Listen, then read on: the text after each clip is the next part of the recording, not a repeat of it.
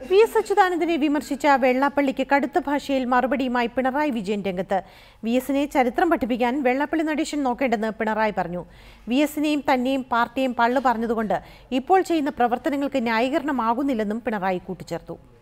കേരളത്തിലെ എന്നല്ല ഇന്ത്യയിലെ തന്നെ ഏറ്റവും മുതിർന്ന ഒരു കമ്മ്യൂണിസ്റ്റ് നേതാവാണല്ലോ വി.എസ്. അച്യുതാനന്ദൻ.